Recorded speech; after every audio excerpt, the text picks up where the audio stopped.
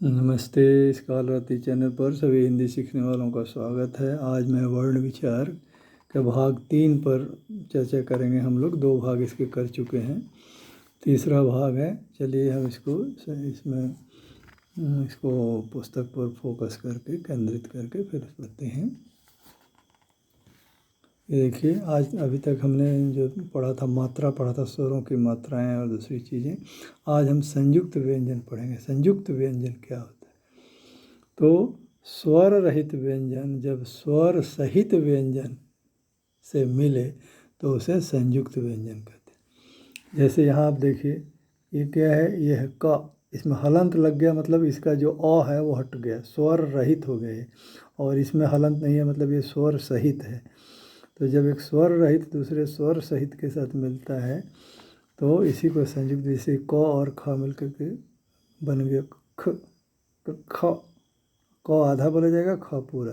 तो यहाँ से जैसे मक्खन, क आधा यूज किया गया और ख पूरा हो गया मक्खन।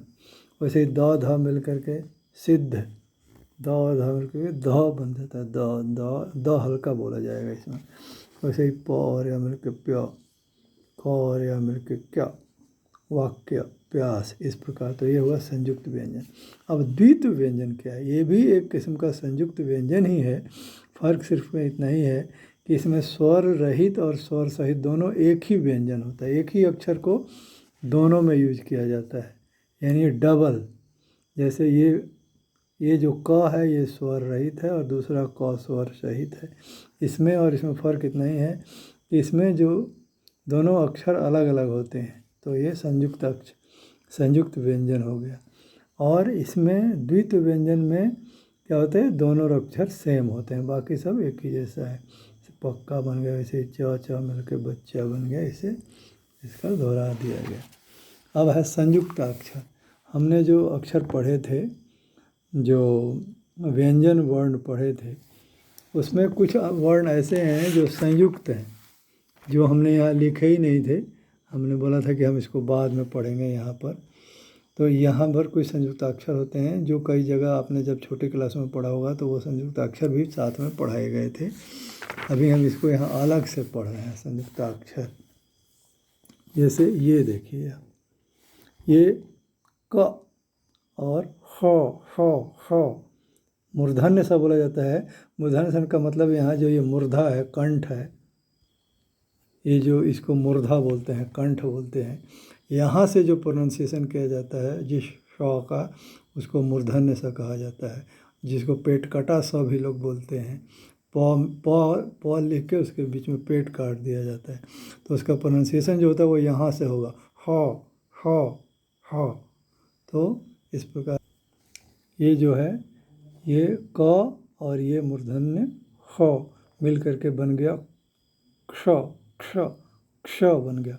जैसे क्षत्रिय, इसका प्रोनाउंसिएशन होगा ऐसे होगा। वैसे ही स्वर रहित त र के साथ मिलके त्र बन गया, त्र। त आधा और र पूरा, त्र। इसीलिए त के साथ और नहीं लगेगा, नहीं प्रोनाउंस हो रहा है, उच्चारण नहीं किया जा रहा, लेकिन र के साथ अ का प्रोनाउंसिएशन हो रहा है। जैसे त्र, तो त के साथ त जल्दी कह रहे हैं और र पर आके जोर दे रहे हैं, त्र। तो उससे जैसे एक शब्द बन गया त्रिशूल। वैसे ही ज और य मिल करके, आधा ज और पूरा य मिल करके बनते हैं ज्यों। बहुत लोग इसको ज्ञ कहता है और ज्ञानी शब्द लिखे थे, लेकिन ये ज्ञानी नहीं है, ये ज्ञानी है, ज्ञानी। ज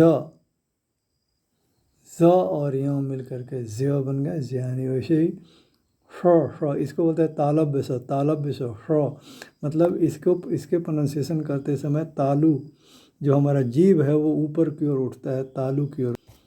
ये जो है ना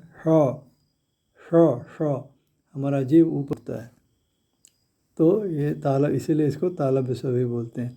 तो ह्र और र मिल करके बन गया श्र, जिससे श्रम।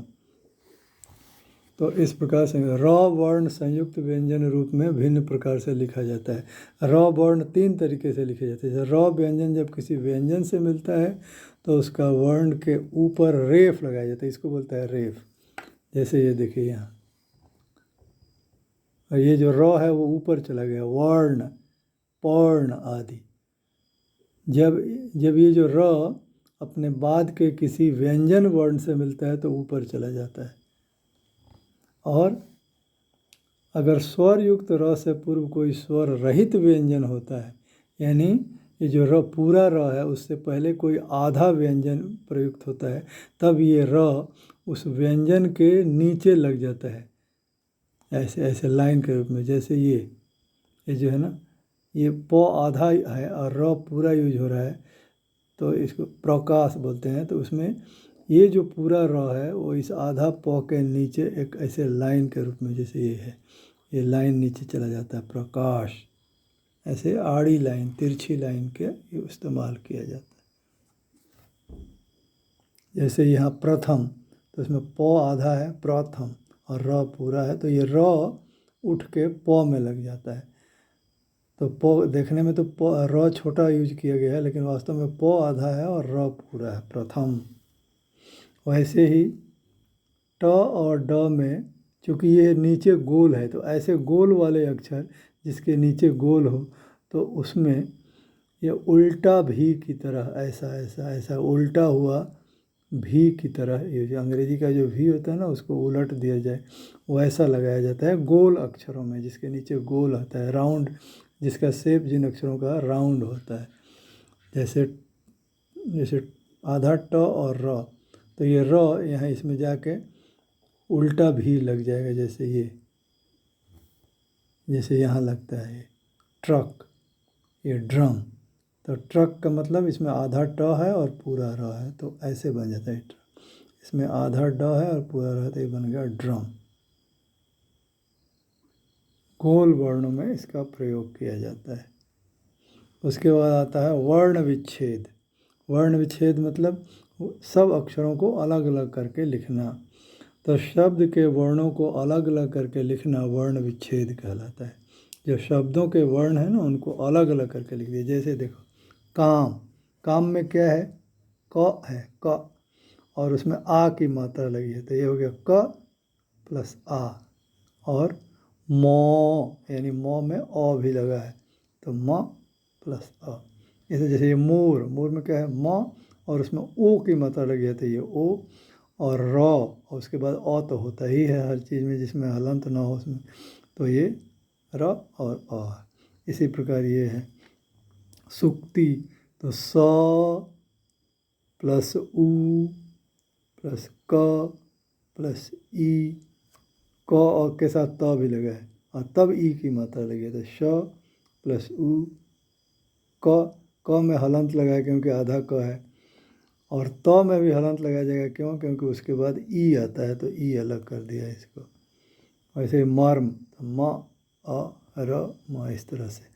कक्षा, कक्षा में क्या है, ये क अ क श और आ लग गया। तो इस प्रकार इनमें क में हलंत लगा दिया तो इसके साथ अ आएगा। फिर ये जो क्ष है, क्ष है, ये आधा क और पूरा श से बना है, पूरा श मूर्धन्य श से बना है, तो इसलिए इसका आधा क यहाँ लिख दिया जाएगा। फिर इसका वाला जो श है उसमें श लगा के आ की मात्रा अलग कर दी जाएगी। तो इस प्रकार ये हो गया वर्ण विच्छेद। तो ये इस प्रकार से 3 भाग में करके हमने आज ये पाठ को, वर्ण विचार को समाप्त कर दिया है। अगले दिन हम इसका रिवीजन थोड़ा समरी करके और फिर ये प्रश्न और उत्तर, इसका चौथा हिस्सा हम अभ्यास वाला हिस्सा करेंगे। तो इस प्रकार आज जो ये वीडियो बनाया हमने, ये अगर पसंद आता है आपको, और ऐसे ही और बहुत सारे वीडियो आप देखना चाहते हैं, तो इस वीडियो को लाइक कीजिए ताकि ज़्यादा से ज़्यादा लोगों तक ये वीडियो की पहुंच हो सके। इसको दूसरे मित्रों में भी शेयर कीजिए ताकि वो लोग भी इसका लाभ उठा सकें। चैनल को सब्सक्राइब ज़रूर कीजिए, और बेल आइकन जो होता है ना, बेल घंटी का चित्र एक है, जब आप सब्सक्राइब करेंगे तो बगल में एक घंटी का चित्र है, उसको टच करेंगे तो ऑल नोटिफिकेशन आएगा, उसको भी टच कर दीजिए ताकि जब भी कोई वीडियो में डालूं तो उसकी तुरंत सूचना आपको मिले और आप उससे उसका लाभ उठा सकें। धन्यवाद।